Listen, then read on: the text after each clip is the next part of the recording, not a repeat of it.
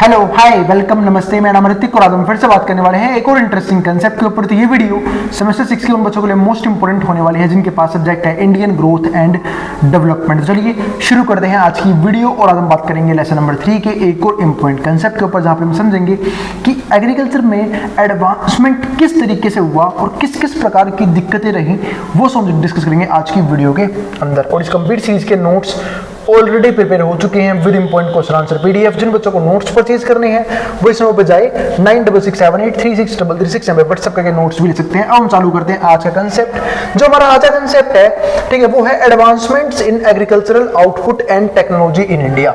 यानी कि हमने जो है इंडिया के अंदर एग्रीकल्चर लेवल पे किस किस तरह की एडवांसमेंट की और हमारी जो टेक्नोलॉजी रही इंडिया की तरफ कैसी रही, वो सब डिस्कस करेंगे। दूसरा एक टॉपिक और भी है, वो है addressing challenges for sustainable agricultural development in India. तो आज की वीडियो के मात्र ये दो टॉपिक रहेंगे, वो हम देखते हैं यहाँ पे क्या क्या पढ़ना है हमें।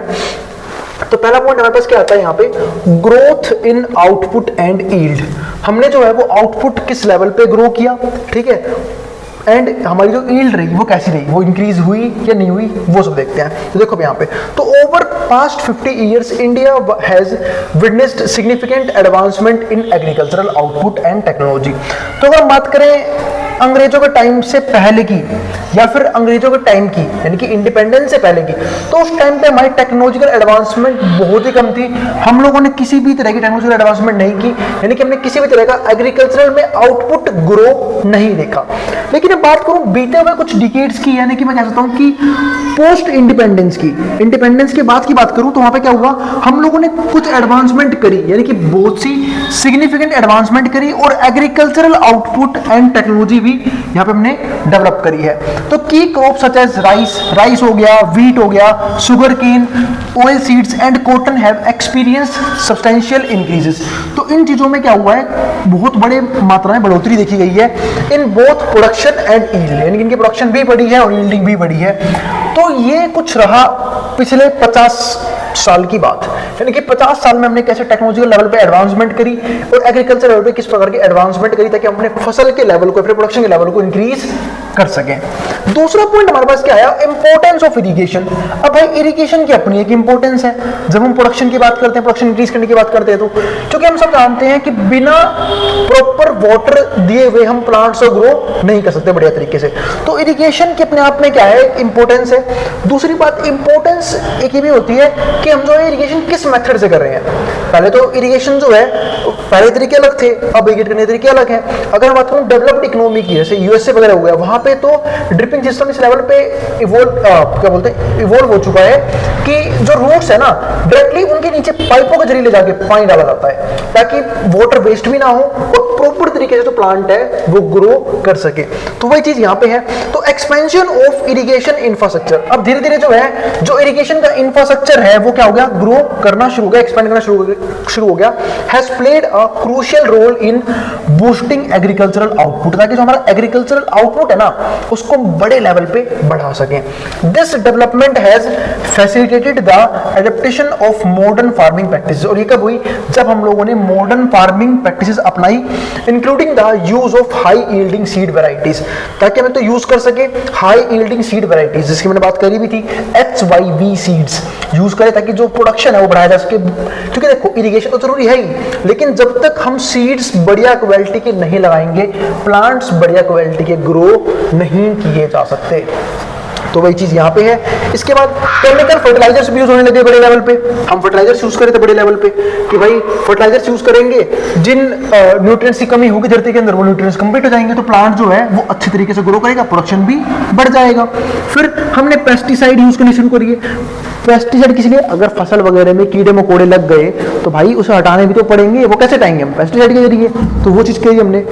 And farm machinery, as a result the net irrigated area in India has also increase. और इस तरीके से जो नेट इरिगेटेड एरिया है इंडिया का वो भी क्या हो गया, इंक्रीज होना शुरू हो गया। और यहाँ पे फार्म मशीनरी का मतलब क्या है, हम लोगों ने ना बड़े लेवल पे फार्मिंग स्टार्ट कर दी, यानी कि हम लोग जो है बड़े बड़े फार्म के अंदर फार्मिंग करने लग गए ताकि फार्मिंग जो है वो प्रॉपर तरीके से अच्छे तरीके से हो सके। अब आगे देखो यहाँ पे तीसरा पॉइंट हमारे पास क्या आया, रैपिड टेक्नोलॉजिकल एडॉप्शन। हम जो है वो बड़े लेवल पे टेक्नोलॉजी को समझने लग गए। जो हमारे कन्वेंशनल मेथड थे ना, ट्रेडिशनल मेथड, उसको छोड़ दिया हमने कि भाई ट्रेडिशनल मेथड फॉलो करते रहेंगे तो ना तो आउटपुट का लेवल बढ़ेगा, रिसोर्स भी लगेंगे, ठीक है, प्रोडक्शन तो हम कभी बढ़ा नहीं सकते। तो हम लोगों ने ना यहाँ पे क्या नई टेक्नोलॉजी को अडॉप्ट करना शुरू कर दिया। अब हम धीरे धीरे मॉडर्न होने लग गए थे। तो spread of modern agricultural technology, हम जो होता है उसको लगे modern agricultural technology across various regions of India के डिफरेंट रीजन्स के अंदर has been shift the use of chemical fertilisers, और केमिकल फर्टिलाइजर भी यूज करते जिसके जरिए हमने जो है अपने प्रोडक्शन को एक बड़े लेवल पे बढ़ता हुआ भी देखा। तो ये तो चलो कुछ पॉइंट थे कि भाई एडवांसमेंट जो है ना एग्रीकल्चरल आउटपुट के अंदर और टेक्नोलॉजी इंडिया में किस तरीके से हुई। अब समझते हैं एड्रेसिंग चैलेंजेस की कौन कौन से चैलेंज थे जो हमें एग्रीकल्चर के अंदर फेस करने का मिल रहे थे और किस तरीके से वो हार्म कर रहे थे सस्टेनेबल एग्रीकल्चरल डेवलपमेंट को। क्योंकि हम जो हैं वो अपने एग्रीकल्चरल आउटपुट को एक टाइम पे बढ़ा तो ले रहे थे बार बार, लेकिन वो एक टाइम पीरियड के बाद स्टैग्नेंट हो रहा था। तो किस किस तरह के जो चैलेंजेस थे वो हम फेस करने पड़े थे वो डिस्कस करते हैं एक एक करके। 8 हैं भाई, ये 8 चैलेंजेस हैं। पहला क्या है, डिपेंडेंस ऑन मॉनसून। हम डिपेंड किसके ऊपर है, मॉनसून के ऊपर। अगर प्रॉपर तरीके से बारिश होगी तो प्रोडक्शन होगा, प्रॉपर तरीके से अगर इन्वायरमेंट हमारे फेवर में रहेगा तो प्रोडक्शन होगा, तो आउटपुट लेवल बढ़ेगा, वरना लेवल भी क्या होगा, नहीं बढ़ेगा। वही चीज यहाँ पे है। तो Indian agriculture remains highly dependent on monsoon rains. तो जो हमारा एग्रीकल्चर सबसे ज्यादा इस पर डिपेंडेंट था मॉनसून रेन के ऊपर, with only about 33% of the cultivated land under irrigation, जिसमें से सिर्फ और सिर्फ 33% लैंड ऐसी थी जो कल्टिवेटेड लैंड थी अंडर इरिगेशन के अंदर। इन रीजन्स लाइक राजस्थान, जैसे सपोज राजस्थान है, अब पानी नहीं है, कैसे करोगे भाई इरिगेट खेतों को, तो राजस्थान हो गया। Poor monsoon and unpredictable rainfall patterns lead to both droughts and floods adversely affecting the production. तो इंडिया में क्या दिक्कत हो रही है, कहीं लोग सूखे से परेशान थे, जहां पानी की दिक्कत थी, मॉनसून आ रहा है बारिश नहीं हो रही, बारिश बहुत कम हो रही है, ठीक है, तो वो चीज। और कहीं पे पानी इतना ज्यादा होता था कि उससे फसल बर्बाद हो रही थी, यानी कि कहीं पे इतना पानी भी नहीं है कि हम जो है वो अनाज को लगा पाए। 1 मिनट वेट करना, 1 मिनट, चलो आगे लिखते हैं। हाँ, तो मैं क्या बात कर रहा था कि कुछ इलाके ऐसे हैं जहाँ पे पानी की बिल्कुल कमी हो रखी है, उसकी वजह से हम प्रोडक्शन नहीं कर पा रहे, कहीं प्रोडक्शन हो रही है तो बाढ़ आ जाती है, फ्लड आ जाते हैं, जिसकी वजह से क्या होता है सारी फसल क्या होती है, बर्बाद हो जाती है। तो ये कुछ रीजंस रहे हैं हमारे प्रोडक्शन के कम होने के। तो ये डिपेंडेंस ऑन मॉनसून, कि मॉनसून यानी कि मौसम जो है ना वो जो है वो फसलों के अकॉर्डिंग होना चाहिए, ना ज्यादा बारिश होनी चाहिए ना कम बारिश होनी चाहिए। कम बारिश होगी तब भी फसल खराब होगी, ज्यादा बारिश होगी तब भी फसल खराब होगी, वो चीज। दूसरा क्या है, लो प्रोडक्टिविटी कम हो रही है। क्यों कम हो रही है, बताइए। अभी तक आप बात करते हैं बढ़ रही है, यहाँ पे कम कैसे हो रही है वो देखते हैं। तो crop yields in India including rice, wheat, cotton, oil seeds are lower than international standards. यानी कि हम कह रहे थे प्रोडक्शन बढ़ रही है, पर प्रोडक्शन किस हिसाब से बढ़ रही है, इंडिया के हिसाब से प्रोडक्शन हम बढ़ा पा रहे हैं, लेकिन मैं बात करूं इंटरनेशनल स्टैंडर्ड को चेक करने की, उसके हिसाब से जो हमारा प्रोडक्शन है वो बहुत ही कम था। This is partly due to high population pressure. क्यों, क्योंकि भाई पॉपुलेशन प्रेशर देखो ना, हमारे देश में पॉपुलेशन की कमी ही नहीं है, लोग और फील्ड में मेहनत कर नहीं रहे, यहाँ पॉपुलेशन की कोई दिक्कत नहीं है, लगातार मेहनत चल रही है, पॉपुलेशन बढ़ती जा रही है। पता नहीं, मुझे समझ नहीं आ रहा, क्योंकि कुछ चीजें हैं जहाँ पे मैंने वो बात भी की थी कि पॉपुलेशन इतनी बढ़ क्यों रही है। जैसे कई बार तो क्या होता है कि जैसे मान लो अगर स्टार्टिंग में कुछ गर्ल्स हो गई, 2 या 3 गर्ल्स हो गई, तो फैमिली जो है ना वो लगातार ट्राई करती रहती है बॉय होगा, क्योंकि उन्हें लगता है कि लड़का ही जो है वंश को आगे बढ़ा सकता है। अरे भाई क्या कन्वेंशनल ट्रेडिशनल सोच में जिंदा है लोग, उस चक्कर में पॉपुलेशन लगातार फैमिली के अंदर भाई 2, यहाँ पे क्या नाम है, एक कपल है, बच्चे हैं 8-8, 10-10, ठीक है। तो क्या तरीका है, तो वही चीज है कि पॉपुलेशन प्रेशर इतना ज्यादा हो गया था लैंड रिसोर्सेज पे, जिसकी वजह से जो हमारी प्रोडक्शन बढ़ भी रही थी ना वो भी हमें कम लग रही थी। And rainfed and dry land areas where yields are specially low. और कुछ तो एरिया ऐसे थे जैसे कि रेनफेड हो गया जहाँ बारिश बहुत ज्यादा होती है, कभी बाढ़ आ गई उसकी वजह से वहां पे फसल बर्बाद है। कई तो ड्राई लैंड एरियाज हैं, ठीक है, तो जहाँ पे यील्ड्स जो है वो पहले ही क्या है बहुत ज्यादा लो है, उसकी वजह से दिक्कतें हो रही हैं। इसके बाद और क्या दिक्कतें हुई, तीसरे पॉइंट में अगर बात करूं यहाँ पे, तो फाइनेंशियल कॉन्स्ट्रेंट्स एंड डेट। अब ये फाइनेंशियल कॉन्स्ट्रेंट और डेट क्या है, वो चीज है यहाँ पे। हाँ, तो high cost of modern agricultural inputs, यानी कि अब हो क्या रहा है कि हम ऊपर यहाँ पे बात कर रहे थे कि अब जो है इंडिया मॉडर्नाइजेशन की तरफ बढ़ रहा है, यानी कि हम जो है वो एग्रीकल्चरल आउटपुट के लिए भी टेक्नोलॉजी के ऊपर डिपेंड कर रही है, लेकिन टेक्नोलॉजी फ्री में तो आती नहीं है, कॉस्टली होती है। तो वही चीज यहाँ पे है। तो फाइनेंशियल कॉन्स्टेंट एंड डेट, कि अब जो लोग हैं वो कहीं ना कहीं फाइनेंशियल क्राइसिस में फंस रहे हैं। तो यही चीज है high cost of modern agricultural inputs, कि जो हम इनपुट्स लगा रहे हैं वो भी मॉडर्न एग्रीकल्चरल इनपुट्स, उसकी कॉस्ट काफी महंगी आती थी। तो possesses a challenge challenge for small and marginal farmers. तो किन के लिए प्रॉब्लम बन रही है? स्मॉल और मार्जिनल फार्मर्स के लिए, यानी कि वो फार्मर्स, छोटे बड़े फार्मर्स हैं जिनके पास इतना पैसा ही नहीं है खर्च करने के लिए, है ना, कि वो मॉडर्न टेक्नोलॉजीज को अडॉप्ट कर सके, तो वो चीजें। And who struggle to afford them, यानी कि वो लोग हैं जो स्ट्रगल कर रहे हैं उस चीज को अफोर्ड करने में। Many farmers resort to borrowing from institutions to और मनी लेंडर्स। अब जो बहुत से फार्मर्स है ना, वो यहाँ पे क्या कर रहे हैं, वो या तो उधार ले रहे हैं, बोरोइंग कर रहे हैं फ्रॉम इंस्टीट्यूशंस और मनी लेंडर। किन से? बहुत बड़े बड़े जो मनी लेंडर्स हैं, फिर जो पैसा ब्याज पर लगाते हैं उनसे, leading to a cycle of indebtedness. अब इस चक्कर में हो क्या रहा है, अब ये एक बहुत बड़ी बीमारी है, इस चक्कर में फंस रहे हैं डेट ट्रैप के अंदर। यानी कि जब वो इतने बड़े पैमाने पे लोन वगैरह लेंगे, ठीक है, तो कहीं ना कहीं वो डेट ट्रैप के अंदर फंसेंगे, पहले ब्याज चुकाएंगे। अब हो सकता है मान लो कहीं पर फसल बर्बाद हो गई, फिर तो पक्का बेड़ा करके अब उनके पास फसल तक नहीं है इतनी कि वो उस पैसे का ब्याज तक भर सके या फिर उस कर्ज को दे सके। तो इस तरीके से कर्जे का जो बोझ है ना, डेट का जो बोझ है, वो लगातार बढ़ता रहता है, ठीक है, यानी कि वो डेट ट्रैप में फंस चुके हैं। अब कई बार तो ऐसा होता है कि इसमें देखा था कि इस एक बोलते हैं ना कि उसकी पीढ़ी भी फिर उनके खेतों में काम कर रही है, उन मेंढर के पास काम कर रही है, ठीक है, उनके बच्चे भी वहीं काम कर रहे हैं उस पैसे को चुकाने के लिए, तो वो काफी बेकार बात हो जाती है। जिस तरीके से जो एक किसान है वो कहीं ना कहीं पूरे तरीके से फाइनेंशियल ट्रैप के अंदर फंस के बर्बाद हो चुका होता है। तो वो चीज है, क्योंकि वो यहाँ पे इनपुट ले भी ले कर्जे पे, फिर बाद में भाई क्या पता आउटपुट उससे लेवल जनरेट हो चाहे ना हो, ठीक है, तो वो चीजें हैं। तो ये भी एक बहुत बड़ी प्रॉब्लम थी इंडिया के अंदर, और थी नहीं, है भी, आज के टाइम में भी एग्जिस्ट करती है वाली प्रॉब्लम। तो अब फोर्थ में क्या आता है हमारे से यहाँ पे, इनइफेक्टिव लैंड रिफॉर्म्स। जो लैंड रिफॉर्म्स है वो इतने इफेक्टिव नहीं थे। जैसे कि क्या हुआ, अनइक्वल लैंड डिस्ट्रीब्यूशन। एक तो क्या हुआ हमारे पास यहाँ पे, अनइक्वल लैंड डिस्ट्रीब्यूशन, लैंड जो प्रॉपर तरीके से डिस्ट्रीब्यूट नहीं हो रखे हैं, मतलब किसी के पास तो बहुत बड़ी बड़ी लैंड्स हैं, यानी कि उसने लेगेसी क्रिएट कर रखी है, और किसी के पास इतनी भी लैंड नहीं है कि उसको प्रोडक्शन करके वो अपने परिवार तक का पेट भर पाए। तो वही चीजें हैं। तो अ लेगेसी ऑफ हिस्टोरिकल एक्सप्लॉयटेशन, तो यहाँ पे क्या है, लेगेसी है किसी चीज की, हिस्टोरिकल एक्सप्लॉयटेशन की, ठीक है। परसिस्ट इन इंडिया, एक मिनट वेट करना है यार, ये कुत्ते क्यों बोल रहे हैं, ये छोटे छोटे पिल्ले होते हैं ना, बिल्कुल बिल्कुल गेट पे आके चिल्लाना शुरू कर देंगे, इनको फिर भगाना पड़ता है यहाँ से, है ना। तो आगे देखते हैं यहाँ पे, ठीक है। तो बस ये पाल रखे हैं भाई कुछ, इनको छोड़ के आऊंगा मैं किसी दिन कहीं बाहर। अनइक्वल लैंड डिस्ट्रीब्यूशन, अब अनइक्वल लैंड डिस्ट्रीब्यूशन है, ठीक है। A legacy of historical exploitation, इसके बाद क्या आता है, persists in India due to ineffective implementation of land reforms. और यहाँ पे जो लैंड रिफॉर्म्स है वो भी कितने रहे, इनइफेक्टिव रहे, ठीक है। तो particularly in state with strong landlord, कहीं पे तो क्या है, बहुत ज्यादा लैंडलॉर्ड का क्या है, इन्फ्लुएंस है। कुछ ऐसे स्टेट्स भी हैं जहाँ पे सारे जमींदार काम कर रहे हैं, ठीक है। Among the 3 revenue system introduced during the British rule, जैसे 3 सिस्टम जो थे ना वो ब्रिटिश रूल के टाइम पे इंट्रोड्यूस किए गए थे। एक तो महलवारी जो ब्रिटिश रूल सिस्टम है, एक रेटवरी एंड एक zamindari. The zamindari system was the most exploitative for peasant, और जो जमींदारी सिस्टम था ना वो सबसे घटिया सिस्टम था किस यहाँ पे, पीजेंट को या फिर फार्मर्स को एक्सप्लॉयट करने का।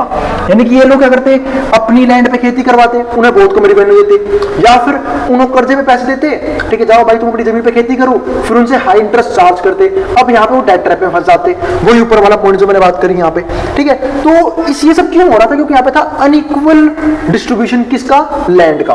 तो किसी के पास तो भाई एकड़ में जमीन पड़ी है, वो बड़े बड़े फार्म पे खेती करवा रहे हैं, यानी कमर्शलाइजेशन हो रखा है खेती का। लेकिन कईयों के पास इतनी कम लैंड है कि वो बेचारे खुद के फैमिली के लिए भी प्रोडक्शन तक नहीं कर पा रहे, या फिर डिपेंडेंट है लोन के लिए किन से, जमींदार से, कि लैंडलॉर्ड से लोन लेंगे, ठीक है, फिर वैसे खेती करेंगे, फिर बाद में वो सब पैसा चुका भी ना पाए। तो वो चीजें एक्सप्लॉयटेड फॉर पीजेंट।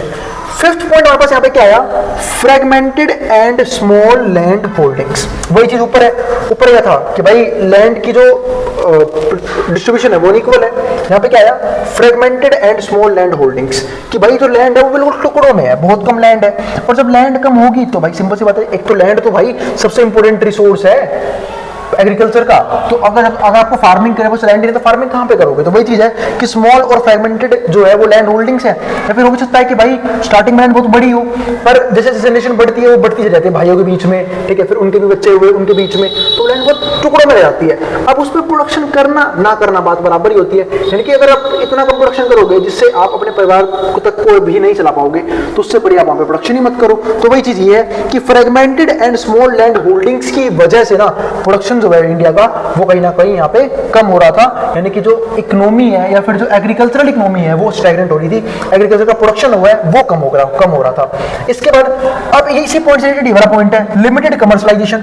भाई जब लैंड ही छोटी छोटी होगी तो आप उस पर बड़े बड़े फार्म की तरह खेती कैसे करोगे, तो कमर्शलाइजेशन पॉसिबल नहीं है। और जब कमर्शलाइजेशन पॉसिबल नहीं है तो आप एग्रीकल्चर को एज अ बिजनेस ट्रीट नहीं कर सकते, फिर एज अ बिजनेस नहीं है। बिजनेस की तरह ना ही तो रेवेन्यू आएगा, ना ही प्रॉफिट आएगा, ना ही एफिशिएंसी आएगी। अब अगर किसी के पास बहुत बड़े फार्म है, उसको पता हो कि भाई यहाँ से रेवेन्यू बहुत फालतू होने वाला है, तो वो नई टेक्नोलॉजी यूज करेगा, नए नए मेथड यूज करेगा प्रोडक्शन करने के लिए। लेकिन जिसके पास लैंड ही नहीं है, ठीक है, प्रॉपर बिल्कुल फ्रेगमेंटेड लैंड है, स्मॉल लैंड है, तो वो बड़ी इक्विपमेंट क्यों यूज करेगा, वो फालतू पैसा क्यों लगाएगा, क्योंकि जब उसको पता है कि आउटपुट का लेवल ही कम रहने वाला है। तो जिसकी वजह से क्या होता है, जो कमर्शलाइजेशन है वो भी क्या हो गई, लिमिटेड हो गई। और जब कमर्शलाइजेशन भी लिमिटेड हो गई तो आउटपुट का लेवल अपने आप ही कम हो गया, क्योंकि उसकी एफिशिएंसी पे ध्यान नहीं दिया जा रहा है, बिल्कुल छुटपुट लेवल प्रोडक्शन हो रहा है। तो जो कहीं ना कहीं एग्रीकल्चर के लिए बिल्कुल भी सही नहीं था, और ना ही हमारा एग्रीकल्चरल जो है वो डेवलप कर पा रहा था इस चीज की वजह से।